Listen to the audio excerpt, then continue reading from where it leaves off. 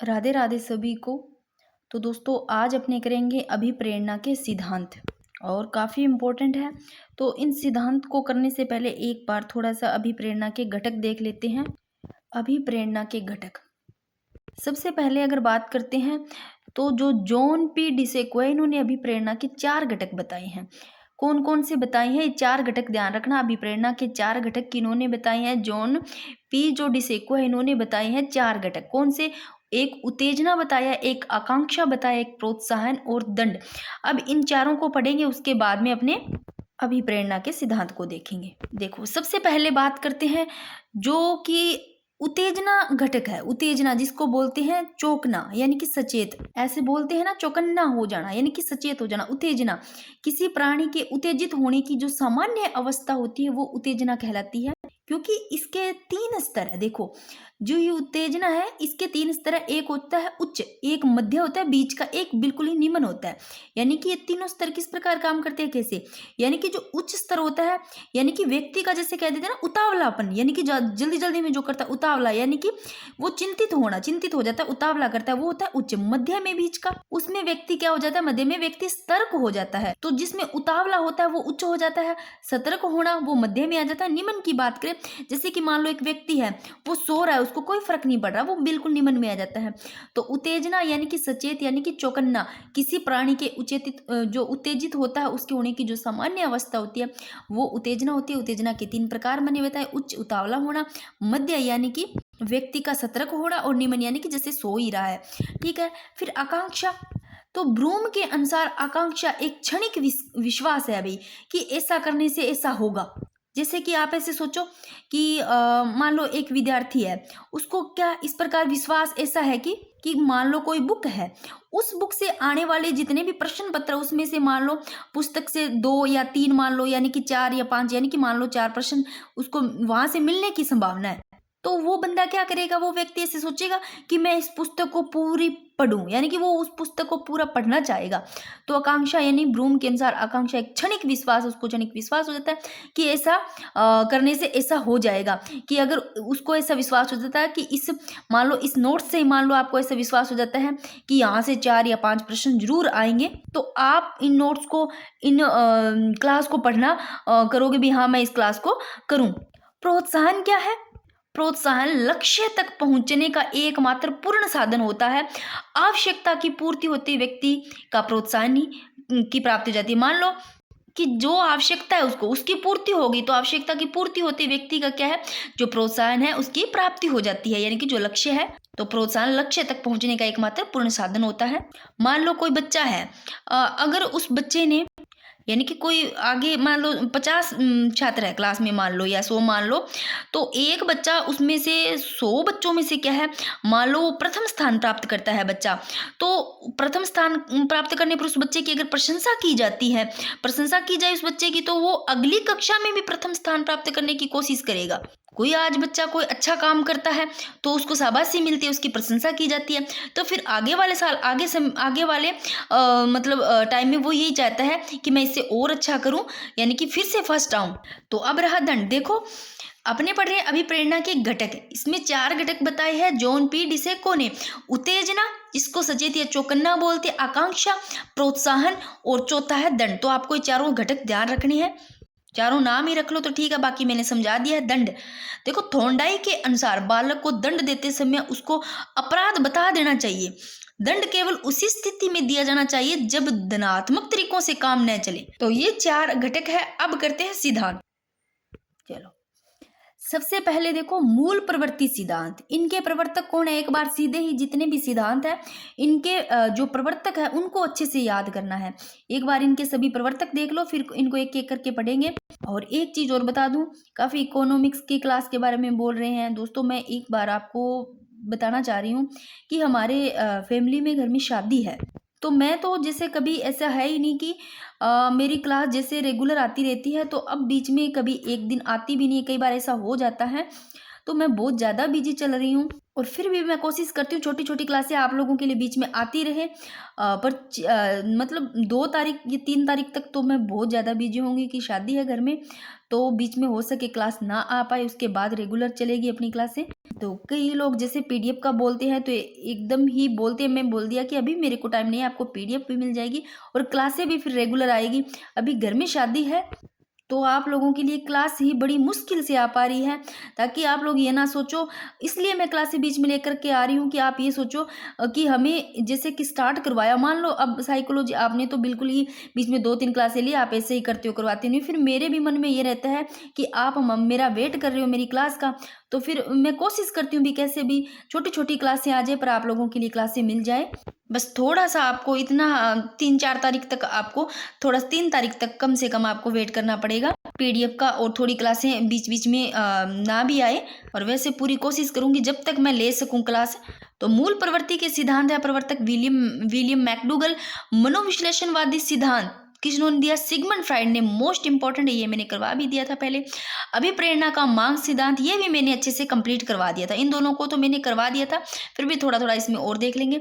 तो अभिप्रेरणा का मांग सिद्धांत या आवश्यकता पूर्ति का सिद्धांत, इसको बोल देते हैं आवश्यकता पूर्ति का सिद्धांत भी बोल देते हैं, स्व यथार्थीकरण सिद्धांत भी बोल देते हैं। तो ये जो है अभिप्रेरणा का मांग सिद्धांत, ये अब्राहम मेस्लो का है। और उत्तेजना सिद्धांत, इनकी बात करें तो उत्तेजना का सिद्धांत जो दिया था वो बर्लिन व हेब ने दिया था। फिर विरोधी प्रक्रिया का सिद्धांत, देखो ये भी इंपॉर्टेंट है, इनके जो प्रवर्तक है विरोधी प्रक्रिया का सिद्धांत वो सोलोमन और कॉर्बेट ने दिया। इसमें जो विरोधी प्रक्रिया में जो भावनाएं होती है ना व्यक्ति में, इस प्रकार की दो होती है, एक तरफ सुख होता है एक तरफ दुख होता है। तो कोई भी व्यक्ति है ना वो सुख को प्राप्त करना चाहता है और दुख से भागना चाहता है, वैसे मैंने आगे करवा रखा है, इनको करेंगे एक एक करके। फिर सक्रियता का सिद्धांत, इनके जो प्रतिपादक है सक्रिय, सह से सक्रियता और सह से ही सोलेसबरी और मेलगोव, ये सक्रियता सिद्धांत के जो प्रतिपादक है सोलेसबरी और मेलगोव। नेक्स्ट अभिप्रेरणा का प्रणोद न्यूनता का सिद्धांत, ये दिया था, इंपॉर्टेंट है न्यूनता का सिद्धांत, क्लार्क लियोनार्ड हल ने। तो न्यूनता का सिद्धांत, अभिप्रेरणा का जो प्रणोद न्यूनता का सिद्धांत है ये लियोनार्ड हल ने दिया। और उद्दीपक अनुक्रिया का सिद्धांत, देखो ये उद्दीपक अनुक्रिया का जो सिद्धांत है ना, यह मत व्यवहारवादियों द्वारा प्रतिपादित किया गया था और जिसमें थॉर्नडाइक की क्या रही थी, अहम भूमिका रही थी इसमें, इसको भी अच्छे से करेंगे। कुर्ट लेविन का सिद्धांत, लेविन का सिद्धांत है, ये कुर्ट लेविन ने ही दिया था, तो नाम लेविन, कुर्ट लेविन ने प्रतिपादन कुर्ट लेविन ने दिया था। फिर देखो ये रहा उपलब्धि अभिप्रेरणा का सिद्धांत, मोस्ट इंपॉर्टेंट, ये किन्होंने दिया था, ये डेविस ने दिया था, डेविस सी मैकीक्लैंड ने दिया था, मैकीक्लैंड है ये, डेविस सी मैकीक्लैंड ने दिया था, ये ध्यान रखना, मैंने यहाँ लिख दिया है मैकीक्लैंड ने। उपलब्धि अभिप्रेरणा का सिद्धांत मैकीक्लैंड ने दिया। प्रत्याशा का सिद्धांत दिया था, तो प्रत्याशा सिद्धांत के प्रवर्तक है विक्टर ब्रूम।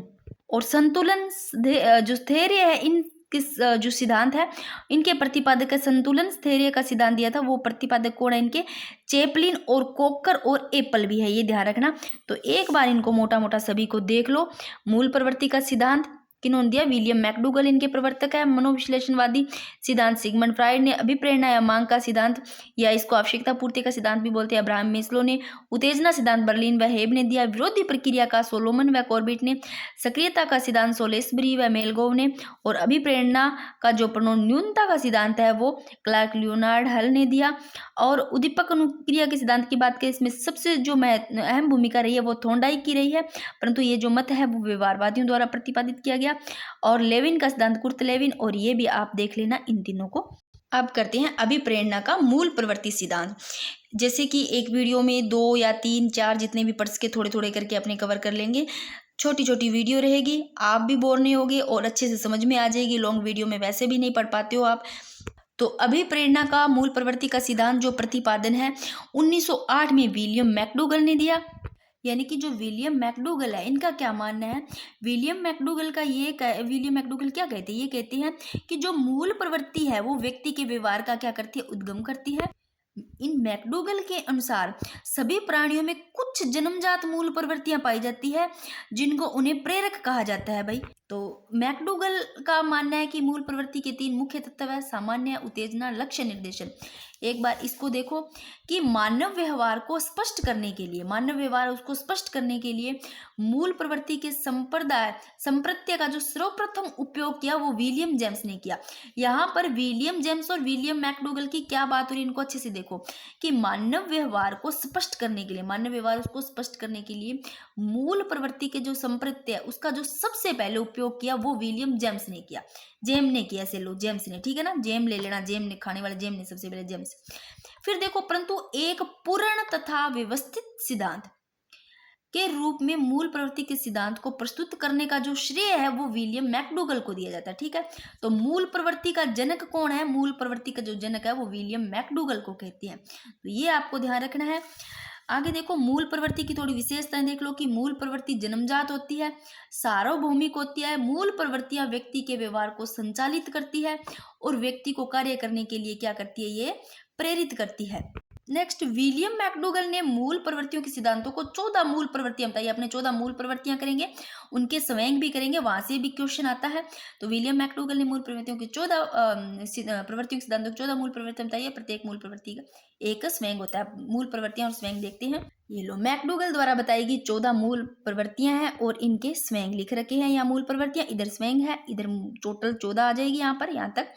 तो सबसे पहले जो स्वयं है वो है भय, और मूल प्रवृत्ति है वो है पलायन, यानी कि जो भागने की प्रवृत्ति है। यानी कि जब भय यानी कि डर होता है तो मूल प्रवृत्ति कैसी होगी? जब किसी चीज का डर होगा तो भागने की प्रवृत्ति होगी, यानी कि वहां से पलायन करने की। ऐसे देखो, स्वयं क्रोध, तो इसकी मूल प्रवृत्ति है युयुत्सा। क्रोध यानी कि जब बंदे को क्या आता है? गुस्सा आता है, तो कौन सी मूल प्रवृत्ति होगी? युयुत्सा। युयुत्सा यानी कि युद्ध प्रियता की जो प्रवृत्ति है। जब किसी को किसी पर गुस्सा आता है तो यानी कि उसको क्या युद्ध करना का ऐसा आता है, युद्ध की, यानी युयुत्सा। कौन सी? युद्ध की प्रवृत्ति। तो युद्ध प्रियता की जो प्रवृत्ति है घृणा। घृणा यानी कि जिसको बोल देते हैं नफरत। जब स्वयं घृणा होगा तो मूल प्रवृत्ति कैसी होगी? अप्रियता या निवृत्ति। अप्रियता, वो प्रिय नहीं लगेगा उसको, घृणा हो रही है उसको, उससे क्या हो रही है? जब किसी से घृणा करते हैं तो उससे क्या करते हैं? अपने पीछा छुड़ाने की, निवृत्ति यानी कि पीछा छुटाना। तो उस बंदे से क्या करते हैं? पीछा छुटाने की कोशिश करते हैं, वो अप्रियता होता है, मतलब उससे घृणा हो गई, निवृत्ति।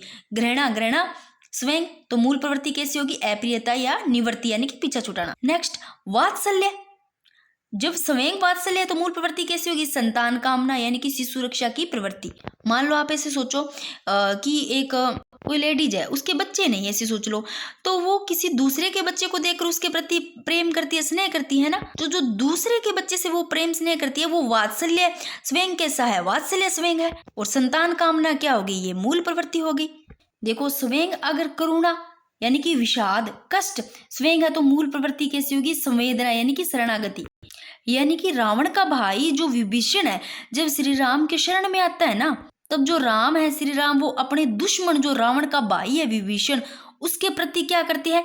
करुणा स्वयं रखते हैं।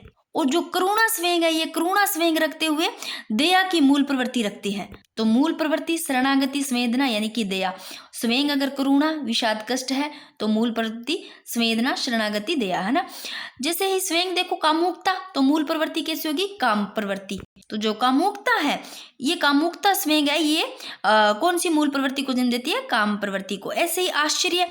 आश्चर्य देखो, स्वयं जब आश्चर्य है तो कैसी मूल प्रवृत्ति होगी? जिज्ञासा की प्रवृत्ति। आप मान लो ऐसे अपने खुद पे ही लो या अपने दोस्तों पे ले लो। मान लो आज कोई आपका दोस्त है, बिल्कुल ही ऐसे डफर सा था, मान लो इसे समझो, वो आज जॉब लग गया। मान लो आपको ऐसे लगा, आपको आश्चर्य हुआ, यार वो तो बिल्कुल ही नहीं पढ़ता था, कैसे जॉब लग गया? तो आप उसके प्रति जिज्ञासु, आपकी जो जिज्ञासा है, जानने की जिज्ञासा होगी, कैसे लगा, है ना। तो आपको जब आश्चर्य हुआ तो आश्चर्य स्वयं है, उसकी मूल प्रवृत्ति होगी जिज्ञासा की प्रवृत्ति। तो आपके अंदर जिज्ञासा की प्रवृत्ति होगी, आप जानोगी कि ये कैसे हुआ। आत्महीनता, स्वयं आत्महीनता है तो मूल प्रवृत्ति स्वयं को नाम पसंद करने की प्रवृत्ति होगी। मान लो कोई चीज है, किसी चीज को लेकर के आपको अच्छा नहीं लगता, मतलब ऐसा गलत लग रहा है, आत्महीन हो गए हो, तो आपको स्वयं को नापसंद करने की जो प्रवृत्ति है वो जागृत होगी, दैन्य नाम की। ठीक है। आत्माभिमान। आत्माभिमान अगर स्वयं है तो इधर देखो मूल प्रवृत्ति कैसी जागृत होगी? गौरव, यानी कि आत्म प्रदर्शन या श्रेष्ठता की जो प्रवृत्ति है। आत्माभिमान, आप ऐसे सोचो कि आपने अच्छा काम किया, मान लो आप फर्स्ट आ गए, है ना। आज आप फर्स्ट आते हो, अच्छा काम करते हो, तो आपका क्या होगा, आत्म प्रदर्शन होगा। आपकी जो मूल प्रवृत्ति जागृत होगी वो गौरव, आत्म प्रदर्शन, एक श्रेष्ठता की प्रवृत्ति, यानी कि जब आप इधर आपका आत्माभिमान आत्माभिमान हुआ है, मान लो आप फर्स्ट आए हो, तो आपका इधर क्या होगा, आपकी लोग प्रशंसा करेंगे, है ना। जो कह सकते हैं, यानी कि आत्म प्रदर्शन, गौरव, श्रेष्ठता की प्रवृत्ति जागृत होगी, यानी कि आपकी लोग प्रशंसा करेंगे, तो आपके अंदर कैसा होगा, आपके अंदर गौरव जागृत होगा, जो आत्म गौरव है, आत्म प्रदर्शन है। या आप इस प्रकार भी कह सकते हो कि कोई एक लड़का है, उसको खुद पर मतलब हद से ज्यादा विश्वास था कि ये काम कोई और कर ही नहीं सकता, भी मैंने ये ऐसा काम किया है ना कि मेरे अलावा कोई ऐसा काम कर भी नहीं सकता। तो जो लड़का है उसका जो भाव है वो आत्माभिमान संवेग है, और उसकी जो मूल प्रवृत्ति है वो श्रेष्ठता की प्रवृत्ति, यानी कि गौरव, आत्म प्रदर्शन की। एकांकीपन, एकांकीपन देखो, अगर स्वयं है तो मूल प्रवृत्ति कैसी होगी, सामूहिकता का भाव होगा, जो समूह की है। अगर कोई आप ही मान लो आप अकेले बैठे हो, है ना, तो अकेले बैठे हो तो आपको ऐसा महसूस हो रहा है कि मैं अकेला बैठा हूँ, आप एकाकीपन ज्यादा महसूस कर रहे हो, तो आपके अंदर कौन सी जो उसमें मूल प्रवृत्ति है वो होगी, तो सामूहिकता का भाव आएगा, आपके अंदर मूल प्रवृत्ति जागृत होगी, समूह की होगी। ठीक है, आगे देखो, भूख संवेग है तो मूल प्रवृत्ति कैसी होगी, भोजनान्वेषण की प्रवृत्ति होगी। अगर स्वयं जो भूख का होगा तो मूल प्रवृत्ति यानी कि भोजन की, भोजन तलाश करने की मूल प्रवृत्ति जागृत होगी भी आप में, सीधी सी बात है। अधिकार भावना या स्वामित्व, मान लो आपको अधिकार की बात हो रही है, स्वामित्व, किसी चीज पर अधिकार करना, यानी कि आपको ऐसे पता चला कि किसी चीज पर आपका अधिकार है, मान लो कोई कैसे गाड़ी या घर बंगला कुछ भी ले लो ना, उस पर आपका अधिकार है, तो फिर आप क्या करोगे, अगर आपको ऐसे पता चल कि हाँ भी इस पर मेरा अधिकार है, ये मेरा है, तो आप उसको यानी कि संग्रहण संग्रहण करना चाहोगे, उसको आप प्राप्त करना चाहोगे, संग्रहण। तो संचय प्रवृत्ति, संग्रहण, अधिकार की प्रवृत्ति, वो मूल प्रवृत्ति जागृत होगी। फिर देखो रचनानुभूति, रचनानुभूति क्या है, संवेग है, और जो मूल प्रवृत्ति इसकी है रचनात्मक, यानी कि सृजनात्मकता की प्रवृत्ति। मान लो कोई लड़की है, उसमें इस प्रकार की कोई कला है, मान लो मेहंदी बनानी या कोई पेंटिंग बनाना या कुछ भी, रंगोली, कुछ भी, मान लो उसमें कला है, उसमें वो कल्पना करके उस प्रकार बना सकती है कैसे भी। तो इस प्रकार के जो लक्षण है उस लड़की में क्या है, कृति भाव, यानी कि रचनानुभूति, यानी कृति भाव या रचनानुभूति बोल सकते हैं, उसमें ये संवेग है। तो फिर उसमें जो मूल प्रवृत्ति होगी वो क्या होगी, रचनात्मकता मूल प्रवृत्ति होगी। आमोद, आमोद संवेग, तो मूल प्रवृत्ति हास्य की प्रवृत्ति। जैसे कि कोई मान लो ऐसे लोग, कोई कॉमेडी वाले ना, हंसी हंसाने वाले, कोई मान लो लड़के कुछ भी ले लो, जैसे आप कपिल वाला शो देखते हो ना, कपिल नाइट्स विद, वो जो कॉमेडी कपिल नाइट वाला विद है, कॉमेडी नाइट्स विद कपिल चलता है ना, वो उसमें कपिल क्या करता है, लोगों को कितना हंसाता है, देखा आपने। तो वो हंसाना क्या है, कपिल में आमोद संवेग है, और जो लोग हंसते हैं वो हास्य की प्रवृत्ति विद्यमान रहती है उनमें। तो अब आपको ये चीजें तो मुझे लगता है समझ में आ गई, ये नॉर्मली है। फिर मैंने इसको एक सीधा पढ़ा करके थोड़ा सा समझाया ताकि आपको थोड़ा सा इस प्रकार समझ में आ जाए कि कैसे है। तो ये मैकडोगल द्वारा बताए गए 14 मूलभूत प्रवृत्तियां हैं, और इनके स्वयं भी साथ में दिया हुआ है। अगर भय है तो मूल प्रवृत्ति पलायन, भागने की प्रवृत्ति। मान लो कोई दो लड़के हैं, वो कहीं घूम रहे हैं, जंगल में घूम रहे हैं, मान लो उनके आगे शेर आ जाता है, चाहे सांप, कैसे मान लो, उनको देख करके वह क्या जो भाग जाते हैं ना, डरते हैं, तो भाग जाते हैं, तो ये क्रिया भय स्वयं कहलाती है, यानी कि डरना कहलाती है। तो उनमें होने वाली जो पलायन है वो मूल प्रवृत्ति हो गई, यानी कि भागने की प्रवृत्ति मूल प्रवृत्ति हो गई। और क्रोध, कोई दो लड़के एक दूसरे को परेशान कर रहा है तो एक को गुस्सा आता है, तो भाई अब देख लो उनमें उत्साह की जो मूल प्रवृत्ति है, युद्ध की, वो जागृत होगी। ऐसे ही सारे आप इनको एक बार देख लेना। इसमें एक दो ये और देख लेते हैं थोड़े छोटे, उसके बाद में आगे नेक्स्ट करेंगे आगे की वीडियो में जो रहते हैं। देखो, विरोधी प्रक्रिया का सिद्धांत, प्रतिपादक कौन है विरोधी प्रक्रिया के, सोलोमन और कॉर्बेट, इनको अच्छे से रट लो। विरोधी प्रक्रिया के सिद्धांत, इनके प्रतिपादक सोलोमन व कॉर्बेट। इस सिद्धांत के अनुसार किसी भी व्यक्ति की दो विरोधी भावनाएं कार्य करने के लिए अभिप्रेरित करती है। कौन सी, एक तो सुख की प्राप्ति और एक दुख से बचना, यानी कि कोई भी व्यक्ति है वो सुख की प्राप्ति करना चाहता है। देखो, सुख की प्राप्ति हर कोई करना चाहता है और दुख से बचना चाहेगा। कोई भी जहाँ जोर लगता है, मेहनत वाला काम होता है, उससे भागेगा वो, और सुख वाला काम वो करना चाहेगा, और दुख वाले से क्या करेगा, दूर भागेगा। तो विरोधी प्रक्रिया का सिद्धांत है ये, एक तरफ प्राप्त करना चाहेगा सुख वाले को और दुख वाले से भागेगा, यानी कि विरोधी प्रक्रिया का सिद्धांत है।